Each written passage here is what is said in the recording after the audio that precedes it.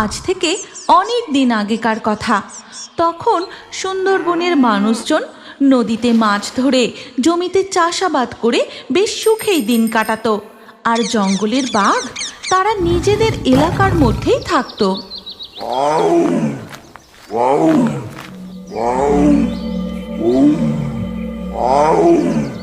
ওই দেখো, জঙ্গলের ভিতরে বাঘ দুটো কেমন ডাকতে ডাকতে যাচ্ছে।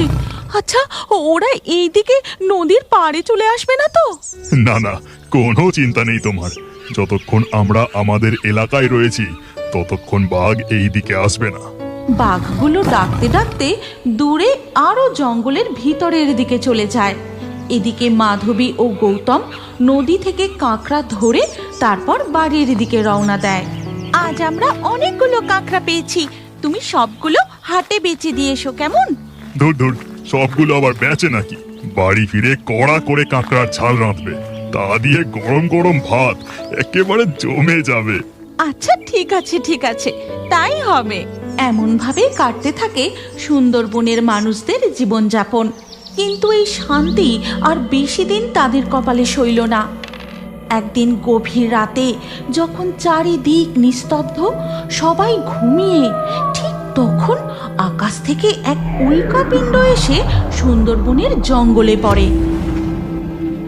কই গো, শুনছো? কই গো, শোনোই না। এত রাতে তোমার আবার কি হলো? ডাকাডাকি করছো কেন?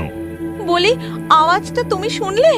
কি জোরে একটা আওয়াজ হলো, যেন শত শত বাজি ফাটার আওয়াজ। এসব আবার কি বলছো? ও কিছু না, মনে হয় তুমি স্বপ্ন দেখছিলে। ঘুমিয়ে পড়ো। কিন্তু কোনো কিন্তু না, তুমি ঘুমিয়ে পড়ো দেখি। মাধবী ও গৌতম ঘুমিয়ে পড়ে। এর পরের দিন সকাল হতেই গ্রামের লোকজনদের মুখে কালকের রাতের সেই বিকট শব্দের ব্যাপারে কানাঘুষো শুরু হয়।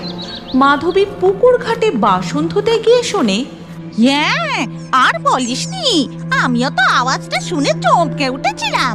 বাবারে বাবা, সে কি জোরে আওয়াজ! আমাদের লোকটাও তো একেবারে ভয় পেয়ে গিয়েছিল। আমিও তার মানে ভুল কিছু শুনিনি। এমন সময় জঙ্গলের দিক থেকে রহিম দৌড়তে দৌড়তে আসে। তাকে এই অবস্থায় আসতে দেখে গৌতম ডাক দেয়, ও রহিম ভাই, রহিম ভাই, এইদিকে, আমি চায়ের দোকানে, এইদিকে আসো। রহিম গৌতমের ডাক শুনে চায়ের দোকানে আসে। কি হলো মিয়া, এত হাঁপাতে হাঁপাতে জঙ্গলের দিক থেকে দৌড়ে আসছো? হে আল্লাহ, সবাইকে রক্ষা করো, সবাইকে রক্ষা করো। আরে কি হয়েছে বলো, তুমি ভূত দেখলে নাকি?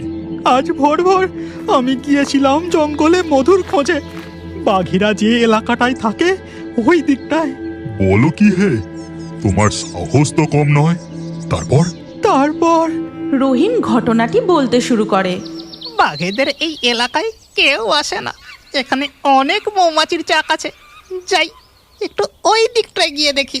এই কথা বলে রহিম কিছুটা এগোতেই সে লক্ষ্য করে জঙ্গলের ভিতর থেকে ধোঁয়া বেরোচ্ছে। ধোঁয়া? এই জায়গায় ধোঁয়া কি করে আসবে? আগুন না জ্বললে ধোঁয়া হবার তো কথা নয়। একটু এগিয়ে গিয়ে দেখি তো।